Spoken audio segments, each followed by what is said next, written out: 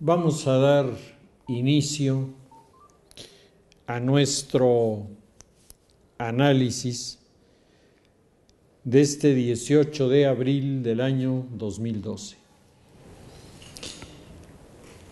En el marco internacional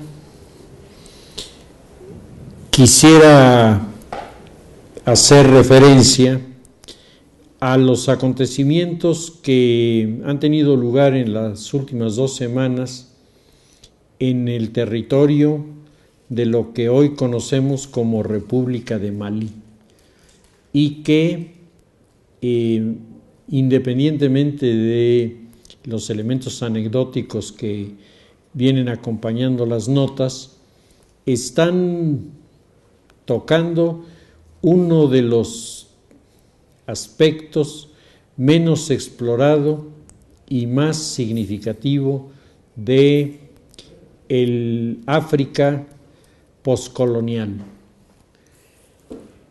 El colonialismo europeo dejó su secuela en el mundo africano y ya en alguna ocasión habíamos comentado que el europeo, ignorante de la realidad histórica, sociológica, cultural de los pueblos africanos, estableció de manera arbitraria fronteras y cercanías entre los núcleos étnicos que mientras duró la dominación europea se mantuvieron bajo el dominio de este modelo sin presentar mayores problemas. Pero cuando a partir de la década de los años 60 del siglo XX el nacionalismo africano cundió de manera rápida y además muy espectacular, los movimientos de independencia, la independencia y la separación de la metrópoli de las posesiones europeas se hizo con una rapidez que difícilmente alguien hubiera podido imaginar.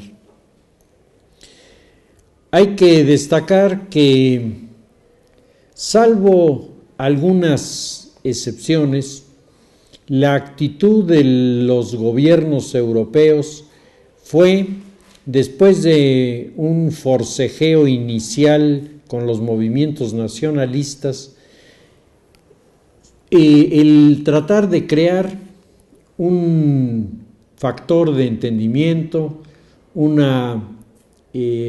mutuo reconocimiento en el que los europeos se iban, pero quedaba una buena relación con los nacientes países africanos. Como todos sabemos, el intento resultó un intento fracasado porque en varios de los países, un ejemplo que a mí me ha resultado siempre muy significativo de este fracaso es el Congo.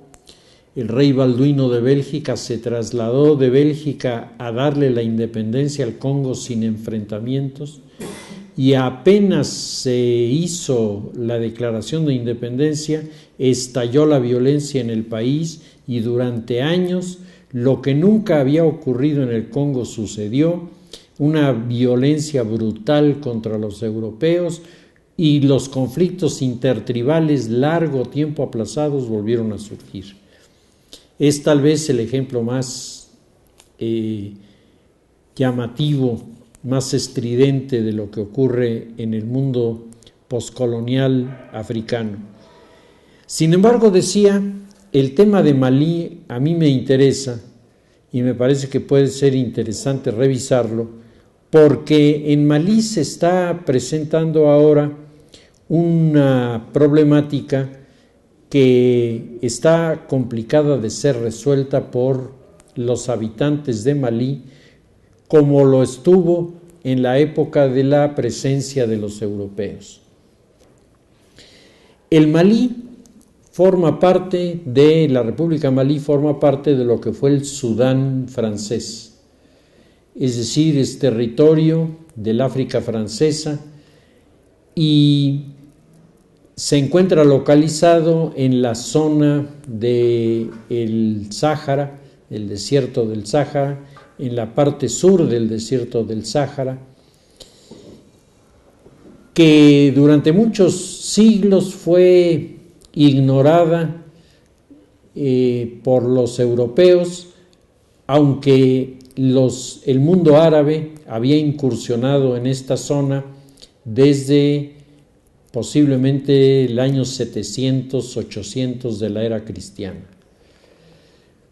De la zona del Malí, de la zona del Sudán, de lo que se hablaba era de la mítica ciudad de Timbuktu, que todo mundo imaginaba era una ciudad llena de riquezas y con edificaciones que todo el mundo imaginaba semejantes, parecidas a las de Bagdad o Basora, aunque la realidad africana será distinta. Fue en el año de 1797 cuando por primera vez un europeo intenta hacer una exploración de la zona sahariana y este personaje fue Mungo Park. Las expediciones de Mungo Park llamaron poderosamente la atención en Europa porque él hablaba de un mundo africano muy diferente del que los europeos ya conocían para entonces. El mundo selvático, el mundo de grandes concentraciones de agua. Mungo Park habla del desierto y habla de la enorme extensión de este desierto y de los habitantes del mismo.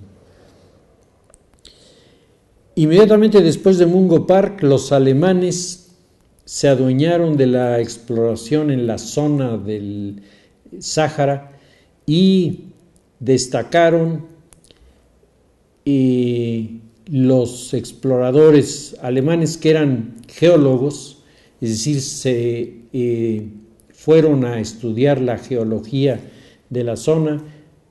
Barth, Nachtigall y Rolfs son los tres investigadores, los tres geólogos alemanes que trabajan sobre todo en la zona de las montañas entre lo que hoy es el Magreb y la zona de el Sáhara, aportando los elementos científicos que más adelante llevaron al descubrimiento de los yacimientos petrolíferos en la zona de Argelia. Fueron los alemanes los que hicieron estos descubrimientos. Sin embargo, las exploraciones que se habían hecho, ninguna de ellas había arrumbado ni se había acercado a la mítica ciudad de Timbuktu. Será hasta el año de 1824 cuando la organización más interesada en la exploración del mundo africano, la Sociedad Geográfica de Londres, ofrece un muy jugoso premio al primer europeo que ponga sus pies en la ciudad de Timbuktu. De ahí comenzaron a organizarse algunos intentos de exploración y un francés, hijo de un panadero, René Caillier, tomó la decisión de irse a Timbuktu. No sabía exactamente dónde estaba, ni sabía exactamente cómo llegar, pero tenía toda la intención de hacerlo. Se trasladó a Marsella y desde Marsella estuvo en comunicación con viajeros que él oía que iban hacia aquella región. Hay una expedición montada por un personaje de apellido Gray, con el que él quiso entrevistarse, pero cuando supo que era el hijo de un panadero no le hizo mayor aprecio y lo dejó ahí plantado. Para no hacer largo el cuento, René Caillié se pasó 3 años en Marsella sin salir para ninguna parte hasta que dijo, si no lo hago por mi cuenta, nunca voy a llegar. Se subió en un barco, se fue a Argel y estuvo durante casi 2 años en Argel a cargo de una empresa dedicada a la tintura de las telas, a ponerle color a las telas. Y durante ese tiempo él aprendió a hablar el árabe. Y entonces tomó una decisión. ¿Cómo llegar a Timbuktu sin tener problemas? Pues viajar a Timbuktu como viajaban, y él veía que viajaban cada año las caravanas de la sal que salían de Argel e iban a Timbuktu. Y entonces el problema era que lo aceptaran como árabe, porque sus rasgos faciales no eran exactamente muy norteafricanos. Sin embargo, el hombre se hizo amigo de uno de los comerciantes que llevaba precisamente tintura para telas al interior del desierto del Sáhara, y se ofreció a acompañarlo. Y el otro le pareció bien, y René Caillié caminó la ruta de las caravanas de la sal, que desde hacía siglos funcionaba y sigue funcionando hoy, y pasó todas las penurias, todos los problemas que estas caravanas tenían. Y él en este viaje descubre que las caravanas tenían que pagar una especie de alcabala a grupos que vivían al interior del desierto del Sáhara, de los cuales solamente él había oído hablar pero nunca los había visto, los tuaregs. Y entonces él conoce a los tuaregs, le impresionan muchísimo. Él decía que eran hombres azules, y lo que pasa es que los tuaregs se visten con las telas teñidas en azul. Con el calor que hace, pues el azul se les impregna, y entonces por eso decía que eran los hombres azules. La caravana llega a la ciudad de Timbuktu, y Timbuktu significa para René Caillié una enorme sorpresa. Una enorme sorpresa porque no es la ciudad de los palacios que él imaginaba, ni que se imaginaba en el mundo europeo. Timbuktu es una típica construcción del mundo árabe en territorio desértico. Hay una enorme mezquita que está considerada hoy patrimonio de la humanidad. Es una de las mezquitas más antiguas que existen en África, hecha de ramas y de adobe. Y las construcciones son construcciones de adobe con el típico estilo que se desarrolló en esta zona, que las hace de aspecto agradable, pero lejísimos de imaginarse uno allí un palacio o una construcción que tuviera alguna pretensión más allá de ser más o menos habitable. Pero lo que sorprende de manera muy grata, y además es para él una revelación, es la existencia en Timbuktu de varias madrasas. Las madrasas son en el mundo árabe el equivalente de nuestras universidades. Son más antiguas que las universidades del mundo cristiano. Las madrasas de Bagdad, de Basora, de Al-Azhar, en Fostat, hoy llamado El Cairo, son de las más antiguas que existen en el mundo. Y las de Timbuktu andan por aquella época, son de las más antiguas centros de estudio del mundo musulmán. Y curiosamente, mientras en las madrasas, sobre todo del Magreb, la línea de Al-Azhar ha neutralizado, impedido y cancelado la investigación filosófica, René Caillié se encontró con que en las madrasas de Timbuktu se hacía filosofía musulmana, lo que es toda una revelación. Él se dio cuenta de que no había exageración en lo que se refería a que la ciudad veía entrar y salir muchos recursos, muchas riquezas, porque en el mundo del Sáhara y la región subsahariana la sal es tan valiosa o más que el oro. Y entonces uno pudiera imaginar que llevar un costalito de sal era cualquier cosa, y no.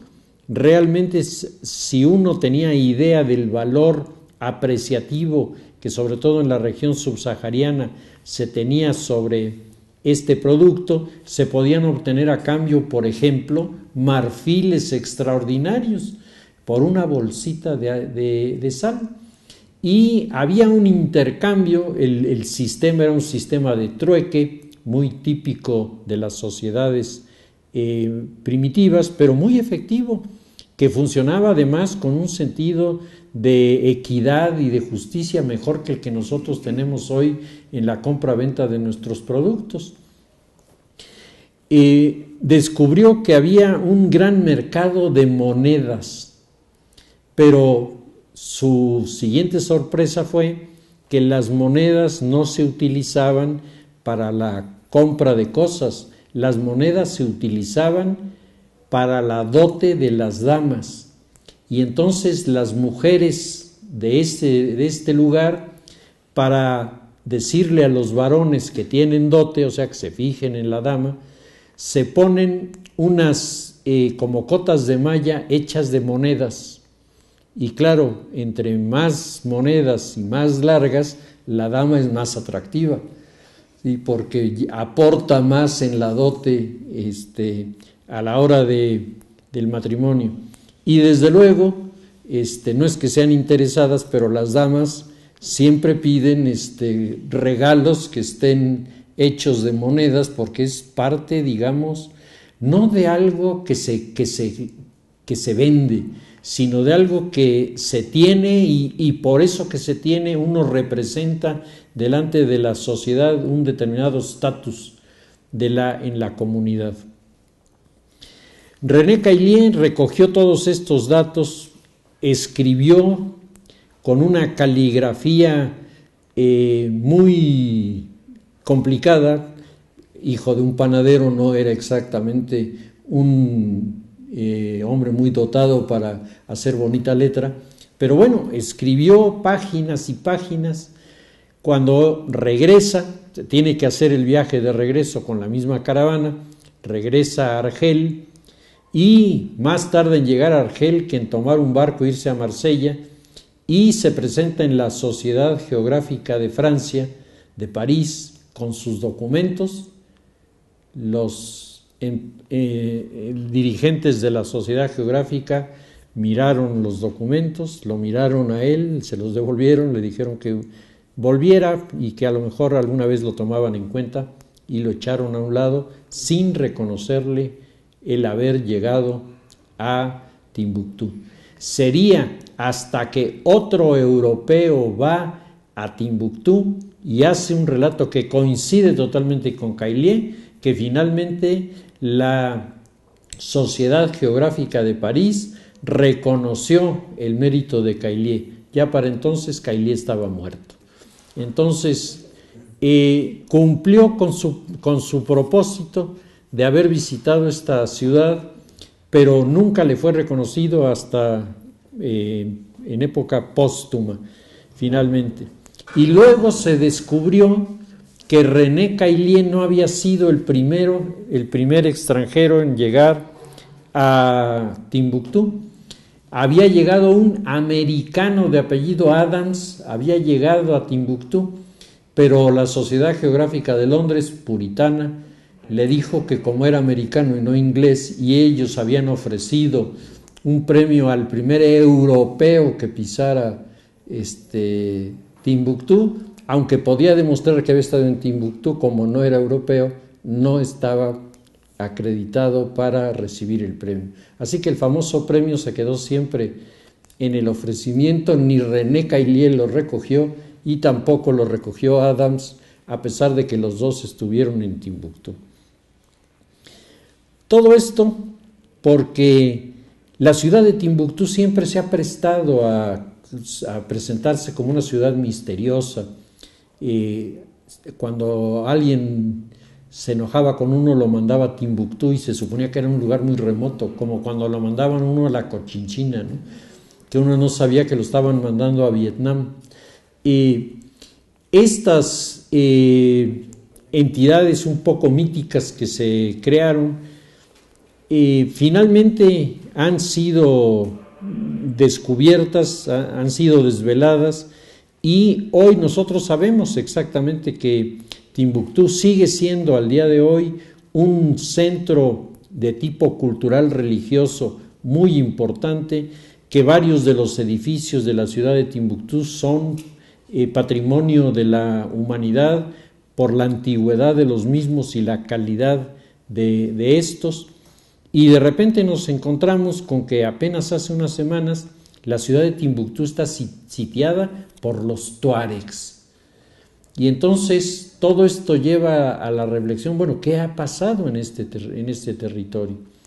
Cuando se independiza el Sudán de Francia, Charles de Gaulle propuso la creación de un fideicomiso que pudiera atender los problemas de toda la zona, y entonces él propuso que se buscara un nombre genérico que los abarcara a todos, y de ahí nació la República del Malí.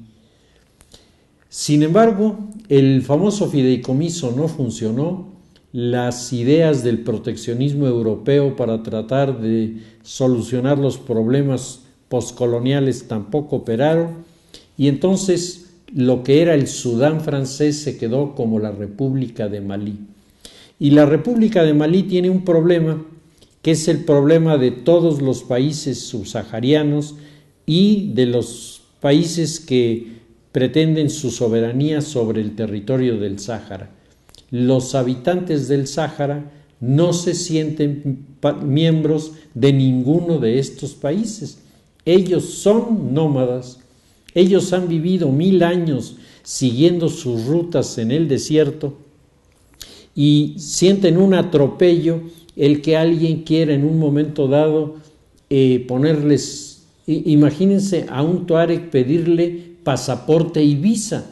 Resulta verdaderamente absurdo cuando ellos durante 1000 años han hecho estos caminos, durante 1000 años han llevado a cabo estas acciones, y claro, durante 1000 años han asaltado a las caravanas. Es parte de su quehacer, ¿sí? Son pueblos que no tienen otra manera de obtener recursos que el que desvalijar al primero que se los permite en medio del desierto. Los tuaregs tienen su propio idioma, los tuaregs tienen sus propias reglas, y los tuaregs se sienten presionados, se sienten ofendidos, se sienten humillados y se sienten provocados por los argelinos, por los marroquíes, que todo el mundo los quiere poner en orden y ellos no están dispuestos a ceder a este orden. Hay un escritor francés, un periodista francés, que estuvo involucrado en la guerra de Indochina. Él fue paracaidista en la guerra de Indochina y luego se volvió un hombre famoso con 3 novelas que escribió, que son una descripción de la crisis del imperio y el surgimiento de los nacionalismos revolucionarios que desmontan y desbaratan los imperios y los convierten en cenizas. Este hombre es Jean Lartegui. Él escribió el libro de los centuriones, los pretorianos y los mercenarios, en donde relata las guerras de Indochina, la guerra de Argelia y la guerra de Corea, describiendo cómo se está perdiendo la presencia del mundo europeo en estas zonas, precisamente porque los nacionalismos se van consolidando cada vez más.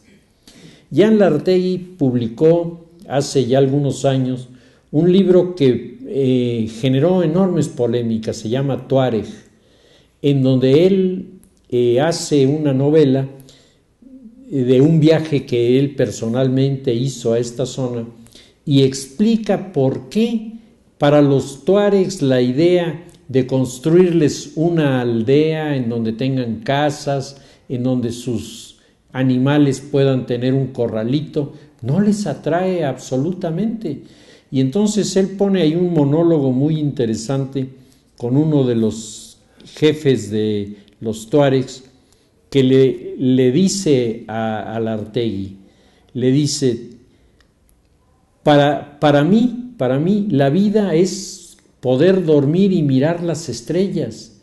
Para mí la vida es subirme a mi camello y mirar que no hay cercas, ni hay rejas, ni hay nada enfrente que me impida caminar.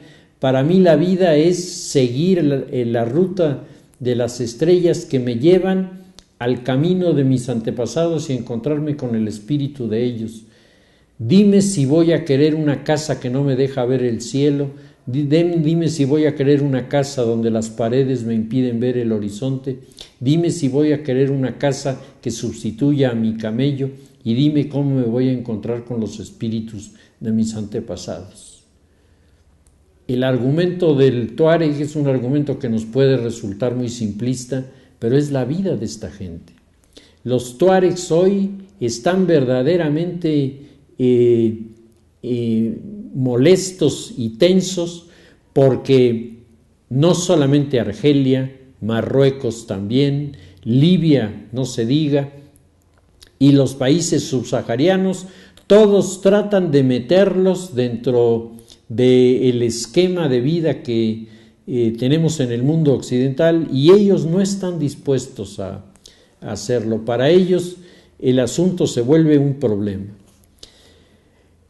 El tema de los tuaregs, por otro lado, ha sido muy manipulado por el Frente Polisario de Liberación y ha sido muy manipulado por el frente de los saharianos, que está tratando, el Frente de Liberación del Sáhara, que está tratando de ideologizar el conflicto.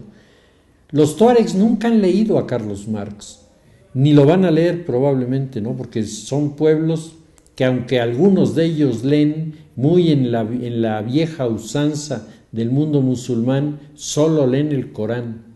Entonces, son pueblos que no entienden de la dialéctica de la lucha de clases, ni la dialéctica del opresor y el oprimido.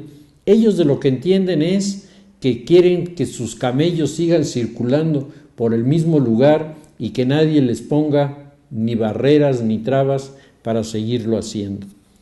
Hoy la República de Malí está confrontando una enorme rebelión de los tuaregs, y la rebelión de los tuaregs se ha manifestado, como era lógico en una sociedad como la de ellos, en el sitio de la ciudad de Timbuktu. Ellos han ido a sitiar Timbuktu por una razón, no porque quieran capturar la ciudad de Timbuktu, sino porque saben que Timbuktu es el nudo a través del cual pasan las caravanas de la sal, las caravanas del marfil, que está prohibido pero siguen pasando por ahí, y muchas otras caravanas que son las que le dan vida a esta zona. Hablar sobre estos temas pareciera como que nos vamos hacia atrás en la historia, como si de repente descubriéramos que este mundo lleno de ruidos y de apresuramientos y de relojes y de condicionamientos en el tiempo desaparece para encontrarnos con una sociedad como la de los tuaregs, en donde su noción del tiempo está ligada al periplo que llevan a cabo a lo largo de un año para tanto hacer su trabajo de pastoreo como al mismo tiempo en su visión religiosa encontrar a los espíritus de sus antepasados. Estos tuaregs que subsisten comiendo dátiles, su dieta son los dátiles, ellos dejan secar los dátiles hasta que se convierten casi en piedra y se toman un dátil en toda la mañana, eso es su desayuno. Ya al mediodía ya toman algo más consistente, toman leche de cabra, toman café, eso sí, toman café, es parte de las caravanas que vienen de el África subsahariana, llevan el café por la sal. Entonces ellos toman el café, toman queso, toman requesón, sus alimentos son muy, muy simples y luego continúan, se hacen un té de menta que para la digestión, desde luego no toman ni licores ni vinos, para ellos está prohibido y por otro lado tampoco tienen de dónde sacar algo así. Su vida es bastante tranquila, no son pueblos conflictivos y sin embargo hoy se encuentran ante uno de los desafíos más terribles de su historia, la posibilidad de su desintegración y de la desaparición de la cultura de los tuaregs. Dejamos el tema de el mundo africano y pasamos al tema de la política nacional.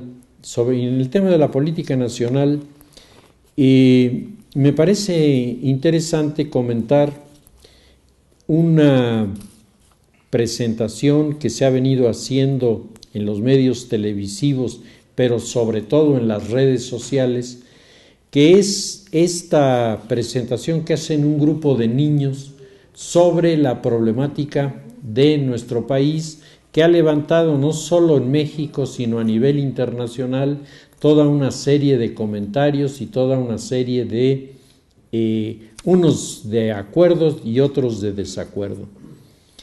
El planteamiento que se hace, a mí me parece que es un planteamiento bien pensado. Normalmente cuando abordamos estos temas suponemos que son los temas de los adultos, que son los temas de las personas que estamos de una o de otra manera tratando de enfrentar estas situaciones, buscándoles alguna solución.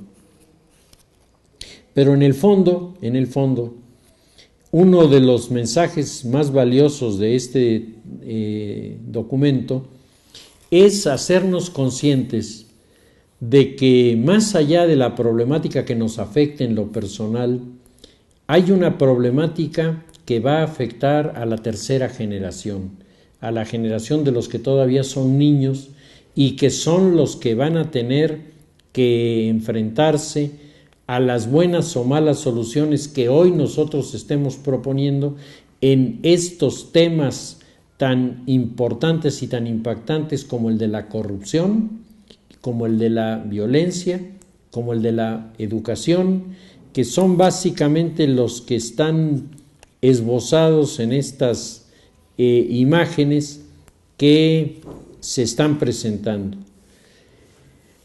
Algunos de los comentaristas sobre el tema protestan porque se tome a los niños como actores de actos violentos.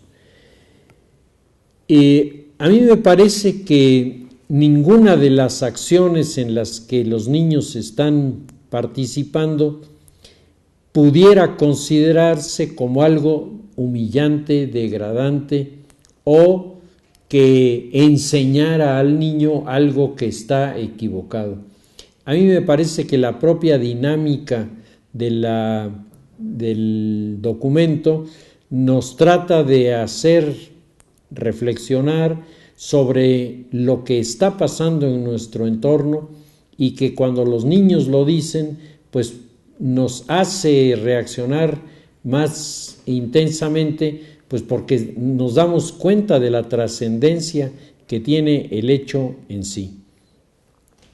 Hay muchísimos comentarios de esta organización que se llama, es algo sobre nuestro México del futuro, se denomina el grupo. Hay muchísimos comentarios, pero a mí me parece que lo que a lo mejor nos convendría hacer como sociedad civil a nosotros es preguntarles a los niños qué piensan de esto que están viendo, porque a veces los adultos cachamos las pelotas que no nos corresponden y queremos responder por los niños. Yo he platicado con personas mayores sobre el tema, pero a mí me gustaría platicar con niños y preguntárselos a los niños, porque tal vez ahí una de dos: o se fortalezcan algunas de las críticas que se hacen, o al revés se desvanecen, porque los niños, pienso yo, tendrán una óptica respecto de estos temas que nos va a sorprender, porque el mundo de los niños, ligado mucho a la televisión, pues no es ajeno a muchas de estas manifestaciones de las que estamos hablando. Tal vez el niño no le ha dado la connotación política que tiene un hecho, pero eso no quiere decir que no entienda, ni que no conozca, o que no haya oído hablar del mismo, ¿sí?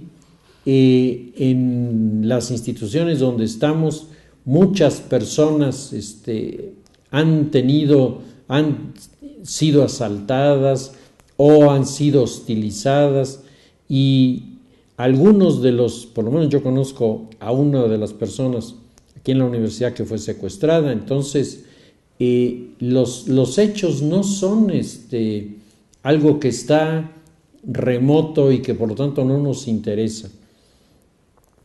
Que se haya planteado de esta manera indiscutiblemente puede tener alguna oposición, pero yo sigo creyendo que el haberlo presentado así es lo que ha levantado esta reflexión, preguntarnos cómo podemos y debemos resolver los problemas, sobre todo para las siguientes generaciones en este país.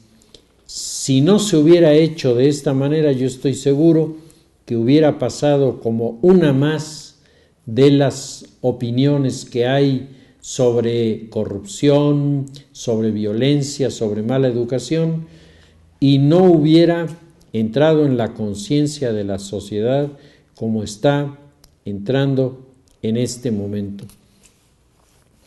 Por otra parte, me parece que el que incursione a través de los medios, de las redes sociales, nos hace ver que independientemente de nuestras opiniones, las redes sociales se van consolidando cada vez más como medios de debate y discusión sobre los temas fundamentales de la política en este país. Y eso, al margen de a quién puedan o no favorecer en sus comentarios. Si ustedes revisan los twitters, revisan el Facebook, ustedes se van a encontrar con que en las últimas semanas ha venido aumentando la presencia de personas que dan sus opiniones sobre los diferentes temas, pero en especial sobre los temas de la política, con lo que por primera vez en nuestra historia podemos decir que las redes sociales cumplirán una función en el entorno en el que estamos viviendo.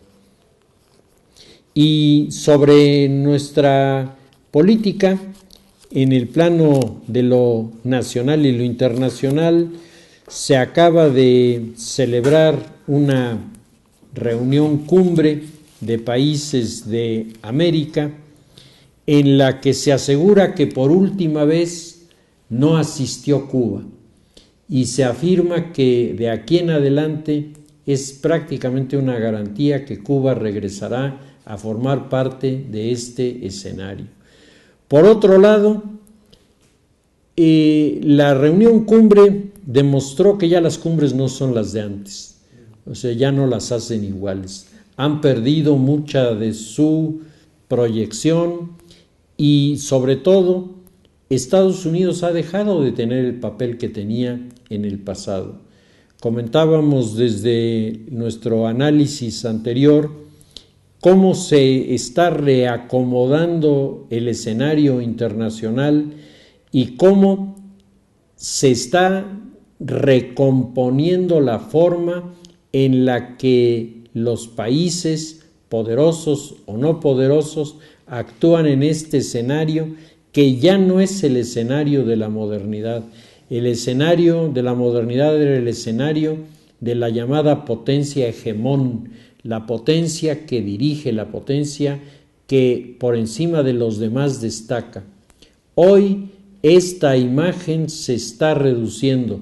Lo había anunciado ya en diciembre de 1990 Zbigniew Brzezinski. Él había dicho que esta tutela unipolar que Estados Unidos asumía en 1990 era una ilusión pasajera que antes de 10 años acabaría y presentaría una recomposición del mundo en lo que él consideraba sería el surgimiento de archipiélagos de poder y de riqueza rodeados de océanos de miseria. Esto que está planteado en diciembre de 1991, en el 1990 en la reunión de geopolíticos de Madrid, hoy parece que se está confirmando y está planteando un tremendo desafío a las comunidades. La sociedad latinoamericana es una sociedad que tiene que recomponerse.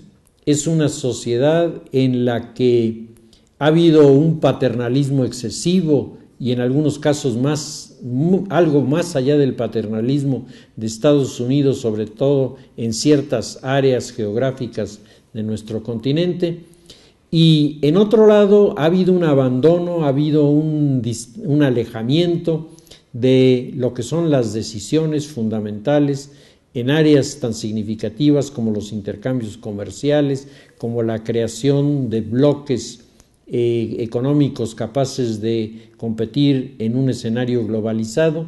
Bueno, hoy todo esto, si América Latina pretende incorporarse a las transformaciones que tan rápidamente se están gestando, pues indiscutiblemente los latinoamericanos tendremos que aprender a manejar una visión de las cosas diferente de la que hacíamos en el pasado. Se va generalizando cada vez más el término Latinoamérica. En América del Sur hay mucha gente que no le gusta el término Latinoamérica. Lo rechazan por considerar que es un afrancesamiento y que este afrancesamiento, entre otras cosas, producto del proyecto del gran designio de Napoleón III sobre América Latina, no tiene por qué ser asumido ahora por nosotros en esta terminología. Pero a mí me parece que el concepto Latinoamérica, que es un concepto desarrollado por Torres Caicedo, un colombiano que era embajador de Colombia ante el Vaticano en el siglo XIX, y luego conversado con Michel Chevalier, que es el gran geopolítico de Napoleón III y el promotor del proyecto del gran designio. A mí me parece que lo que estos hombres estaban argumentando tiene su base sólida, que es la de unificar a los pueblos de origen latino en América y darles un sentido de trascendencia y al mismo tiempo un sentido de ir acompañados en este proceso, aunque haya algunas diferencias en la lengua, en el portugués, la lengua en el francés o la lengua en el español, que al final son lenguas latinas todas ellas y que podrían ser el crisol en el cual se conformara un espíritu de competencia, colaboración y participación que nos permitiera enfrentar los desafíos que los imperios anglosajones han significado para nuestro continente desde el siglo XIX, me parece que la idea no es una idea negativa,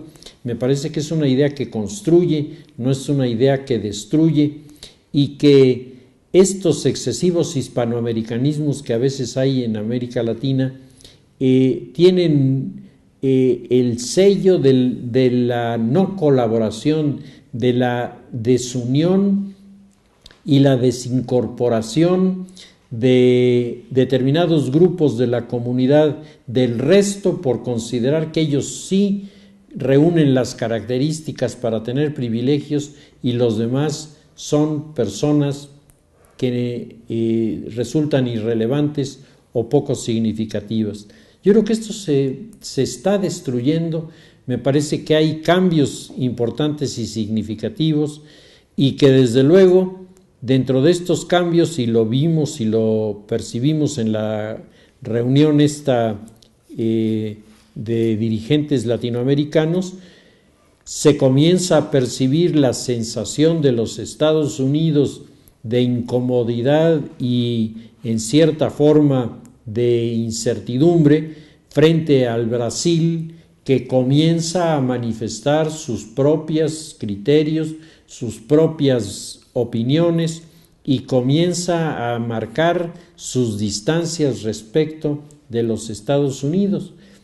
Los norteamericanos quieren que el gobierno brasileño siga las directivas del Departamento de Estado norteamericano, y me parece que esto es un atropello, que los brasileños están plenamente conscientes de la realidad que están viviendo y que los brasileños intuyen que una parte de estas observaciones o de estas opiniones o de estas recomendaciones que los americanos hacen está cimentado sobre el convencimiento de los norteamericanos que la alianza entre China y Brasil significaría para Estados Unidos el brinco al segundo lugar en el escenario político mundial. Y entonces por eso es que le recomiendan, le dicen, le proponen, le aconsejan: no te acerques a los chinitos, si se te vaya a pegar el mal de ojo, ¿no? Entonces no te acerques con ellos. Estados Unidos puede ser un buen mediador entre América Latina y China, y Brasil, a través de la señora Dilma Rousseff, le dice: es que yo no entiendo por qué Estados Unidos tiene que ser el intermediario. Nosotros no queremos intermediarios, queremos un trato directo con China, y además China nos está ofreciendo recursos importantísimos para hacer transformaciones en el Brasil que son para nosotros imprescindibles.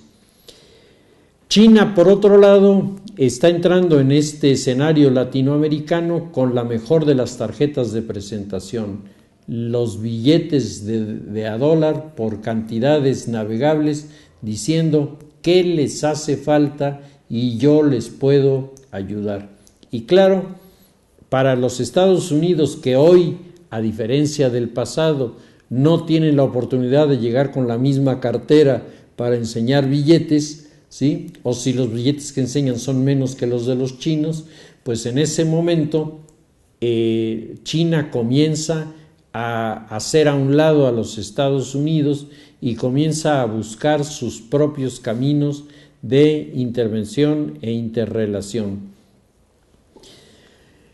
El punto importante que vale la pena destacar en esta reunión fue el tema de la educación, que se estuvo tratando a nivel de la educación universitaria, señalando que en el escenario internacional de la globalización son pocos los países latinoamericanos cuyas universidades están respondiendo a la producción de profesionistas capaces de incorporarse a estos escenarios internacionales. Y dentro de los países que resultaron más mal calificados salió México. Entonces, yo creo que esto es un punto de gran importancia, primero, para los que estamos en las universidades, porque me parece que tenemos que plantearnos muy en serio, tenemos que repensar la universidad muy en serio frente a estos desafíos, antes de que la realidad simplemente nos haga a un lado porque resultamos incompetentes, resultamos poco preparados o resultamos pocos accesibles a este mercado nuevo que se nos está abriendo. Es un desafío para la sociedad civil porque como sociedad civil, si nosotros no le exigimos a las universidades que nos respondan, pues simplemente el precio que vamos a pagar es un precio que socialmente, culturalmente nos va a golpear de manera verdaderamente seria y terrible. Cuando en el plano de lo político, de lo social, de lo económico, los países no responden en el momento en el que se les requiere, los gobiernos de estos países tal vez en este momento no lo sufran y lo resientan, pero la sociedad y los gobiernos que vendrán después inevitablemente tendrán que pagar el precio de la poca visión de los que estuvieron antes. Entonces, como universidad, como sociedad civil, tenemos que proyectarnos y como sociedad civil tenemos que exigirle a las universidades, pero tenemos que exigirle a los empresarios. Tenemos empresarios ratoneros que no acaban de entender el gran desafío internacional y siguen queriendo acogerse al proteccionismo. Y a mí me parece que el proteccionismo es la peor de las soluciones frente al problema que estamos viviendo. Yo me pregunto, ¿qué respuesta tendrán los candidatos a la presidencia a estos temas?